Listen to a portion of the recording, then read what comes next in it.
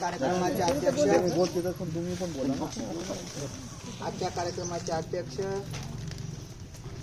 शिक्षण समितीचे अध्यक्ष श्री रामेश्वर घुगे, उपाध्यक्ष रघुनाथजी घोलमे, गावातील प्रतिष्ठित नागरिक, शाळेचे मुख्याध्यापक, उपस्थित सर्व गावकरी मंडळी व बालमित्र आणि मैत्रिणींनो, आज आपण इथं 77वा प्रजासत्ताक दिन साजरा करत आहोत। या सुवर्ण महोत्सवी तुम्ही मला बोलण्याची संधी दिली त्याबद्दल मी सगळ्यांचे आभार मानतो। प्रजासत्ताक दिन 15 ऑगस्ट 1947 रोजी आपला भारत स्वतंत्र झाला। त्याच्यानंतर आपलं लोकशाहीचे राज्य स्थापन झालं आणि आपण आपला देश कसा चालवायचा याच्यासाठी कायदा व सुव्यवस्था लागणार होती आणि त्यासाठी आपली घटना राज्यघटना लागणार होती। राज्यघटनेची निर्मिती करायला 2 वर्ष लागले। राज्यघटना जे बनवली त्याचे मसुदा समितीचे अध्यक्ष डॉक्टर राजेंद्र प्रसाद होते। त्या समितीची जी काही आपली राज्यघटना आहे त्या राज्यघटनेचा जवळपास 2 ते 2.5 वर्ष जगभरातील वेगवेगळ्या लोकशाहीच्या जे देश आहेत जे लोकशाहीच्या तत्वावर चालतात त्यांच्या राज्यघटनेचा अभ्यास करून माननीय डॉक्टर बाबासाहेब आंबेडकर यांनी आपली भव्य दिव्य अशी जी जगातली 1 नंबरची सगळ्यात मोठी राज्यघटना आहे असे तयार केले आणि 26 जानेवारी 1950 पासून ती अंमलात आली। तेव्हापासून डॉक्टर बाबासाहेब आंबेडकरांनी लिहिलेल्या राज्यघटनेवरती आपला देश चालतो। याच्यावरती मी जास्त बोलणार नाही। मुलांना डॉक्टर बाबासाहेब आंबेडकर मोठे का झाले? कारण त्यांनी त्यांच्या विद्यार्थी दशेमध्ये 16 तास अभ्यास केला। तर आपण सगळ्यांनी त्यातनं एक शिकवण अशी घ्यायची की अभ्यास आणि अभ्यास हे आपलं एकच ध्येय असावं। इकडे बघा, ओंकार विद्यार्थी दशेमध्ये आपलं पुस्तक हीच आपली गीता, आपलं पुस्तक हेच आपलं भूगोल, आपलं पुस्तक हेच आपलं कुराण।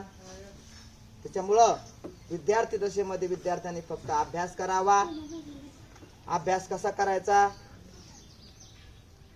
तो कसा घोकायचा, त्याचं चिंतन कसं करायचं याच्यावरती ऑलरेडी बऱ्याच वेळेस मी बोललेलो आहे। तरी शॉर्टकट मध्ये सांगतो, अभ्यास म्हणजे सरांनी जे शिकवलं ते तुम्ही घरी गेल्यावर बघायला पाहिजे।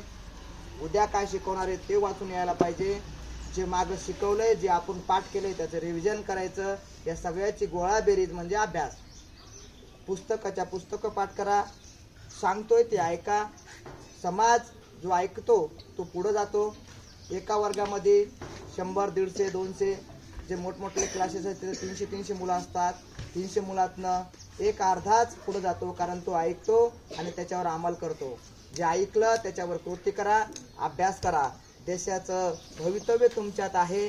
तुम्हाला मोठं होण्यापासून कोणीही रोखू शकत नाही जर तुम्ही अभ्यास केला तर।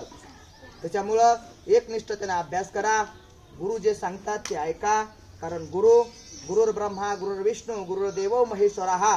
गुरुमध्ये ताकद आहे नवनिर्मितीची। गुरु नवीन निर्मिती करू शकतात। जी निर्मिती केले तिचं संवर्धन करू शकतात। जे अनावश्यक गुण आहेत ते नष्टही करू शकतात। अशा या गुरुला प्रमाण मानून जे गुरु शिकवतात जे शिकवतात त्याचा अध्ययन करा, त्याचा अभ्यास करा, गुरुचा मान ठेवा आणि नित्यनेमानं शाळेत या। गुरु सर काय सांगतात हे किती ऐकायचं सांगतो। मी माझी बढाई सांगत नाहीये, पण मला जे अनुभव आले ते सांगतोय। मी इंजिनियर आहे, माझी मुलगी 1ल्या वर्गात आहे। मी जर म्हणलं बाळा पीची रेषा आहे ना, पी रेषेच्या वरी काढ, ती ऐकत नाही। माझ्या मिस्टर सांगितलंय पीची रेषा खालीच पाहिजे, ती खालीच काढते। मी तिला म्हणतो नाही, मी बऱ्याच गोष्टी तिला बऱ्याच गोष्टी काही चुकीच्या असतात त्याही सांगतो, पण ती म्हणते नाही माझी मिस जे म्हणली मी तेच करणार।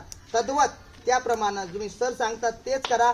शाळेत टायमावर या, अभ्यास करा आणि आपली प्रगती करून घ्या। मी पुन्हा एकदा सांगतो, तुमचं भविष्य तुमच्या हातात आहे आणि त्यासाठी तुम्हाला फक्त अभ्यास करायचा आहे। हा जो काळ आहे विद्यार्थी दशेमधला, हा जर तुम्ही योग्य वापरला, हा जर तुम्ही शिस्तीत अभ्यास करण्यासाठी वापरला तर जीवनभर मस्ती करसाल। आता जर मस्तीत वेळ घातला तर पुढे मात्र खरा वेळ जाऊ शकतो। तद्वत आता एक प्रश्न असा पडतो की अशा कार्यक्रमात आपण सर्वांनी का बोलावं? कारण मित्रांनो, आपल्याला जर भाषण नसेल करता येत तर काही हरकत नाही, पण आपले जे मुलं आहेत, आपल्या मुलांचं अॅक्नॉलेजमेंट, आपल्या मुलांची प्रशस्ती जर आपण त्यांच्या पाठीवर शाबासकीचे हात टाकले, त्यांना शाबासकी दिली और वा वा म्हणलं तर ते अजून एक पाऊल पुढे टाकतील. मला सांगा, तुम्ही वरी आलात का खाली गेलात हा कोण सांगतं? तुम्ही पुढे आलात का मागं गेला हा कोणी तिसरा पाहणारा सांगत असतो. ज्यावेळेस तिसरा पाहणारा म्हणतो अरे वा वा तू छान केलंस, तेव्हा त्या माणसाला, त्या मुलाला प्रेरणा मिळते, तो अजून चांगला करायचा प्रयत्न करतो. म्हणून माझा आग्रह असेल की गावातल्या प्रतिष्ठित माणसाने इथं स्टेजवर येऊन बोलावं आणि मुलांना प्रोत्साहन द्यावं. त्यांनी आपली पिढी घडल. गाव छोटा नसतो, गाव मोठा नसतो, गावातले मुलं गाव छोटा आहे का मोठा ठरवत असतं. आज मला अभिमान आहे की आपल्या गावातले खूप चांगले असे मुलं प्रगती करतायत. आज जो मुली एक आपल्या गावाच्या बाहेर जाऊन एक शिक्षण महर्षी ज्यांनी आपलं शिव आता ज्यांनी आपलं शिक्षणामध्ये असा ठसा उमटवलाय, गावात जालन्यामध्ये जाऊन आपलं एक इन्स्टिट्यूट चालू केलंय, असे एकनाथरावजी नागरे इथेही आज आपल्याला ते उपस्थित लाभलेत. आपले पवन नागरे जे मुंबईला जॉब करतात ते आहेत. भगवानरावजी डोळे ज्यांनी पुण्याला लोकांनाच 120च्या स्पीडने फिरवलं ते आज इथं आहेत. गेले का? बरेचसे असे मुलं आहेत जे उद्योग करतायत. आपले इंजिनियर भागवत डोळे हे आहेत. हे आपल्या गावाचं यश आहे. मुलांनो, तुम्ही किती पैसे कमवलेत याला महत्व नाहीये, तुम्ही किती चांगल्या प्रकारे समाजाला लीड करताय, मार्गदर्शन करताय, तुमचा ठसा उमटवताय, हे महत्वाचं आहे. याच्यात विशेष म्हणजे तुम्ही जे आता मुलांनी जे मनोरे सादर केले त्या मनोऱ्यामधनं तो आपण काय शिकायचं? आपण टाळ्या वाजवल्या, छान आहे, छान असे मनोरे साजरे केले. मनोऱ्यामधनं एक शिका मुलांना, सगळे माणसांना एक, सगळ्या नागरिकांना विनंती आहे, मनोऱ्यामध्ये बघा एक तिथं कोणी खाली झुकला त्याला कमीपणा वाटला नाही, जो वरी गेला त्याला अभिमानही वाटला नाही. जर याच्यातनं आपल्याला याच्यातनं हे शिका की एकमेकाला सहकार्य करा. एकमेकाच्या एक जर आपल्या सहकार्याने कोणाचं जर चांगलं होत असेल तर त्याला नक्कीच सहकार्य करा. तो पुढे जाईल, त्याच्यात आपल्याला आनंद आहे. या सहकार्य मनोऱ्यामधनं आपल्याला घेण्याचा जो गुण आहे की आपण सहकार्यानं वागावं, शेजाऱ्या पाजाऱ्याला सहकार्य करावं, दुसऱ्याच्या प्रगतीमध्ये आपल्याला आनंद व्हावा. जो एक कोणीतरी वरी जाऊन सॅल्यूट मारतो ते खालच्याला पण आनंद होतो, कारण त्याने ते सहकार्य केलेलं असतं. आणि खूप असे आज तुम्ही छान छान कार्यक्रम केले. सर, बक्षीस द्यायचं असं जर तुम्ही कल्पना दिली असती तर मी प्रत्येक मुलांना मला बक्षीस द्यायला आवडलं असतं. पुढच्या वेळेस मला नक्कीच सांगा. आणि जे काही मुलांना खाऊ आणलाय तो मुलांना खाऊ द्या. आणि खूप चांगलं असं केलं मुलांना तुम्ही. खूप खूप अभिमान वाटतो मला की तुम्ही खूप चांगलं बोलताय, खूप चांगले मनोरे साजरे करताय, खूप चांगली अशी कवायत केली. खूप चांगलं आहे, चांगली प्रगती आहे. अशीच प्रगती करत राहा आणि शाळेला पाठिंबा देत राहा.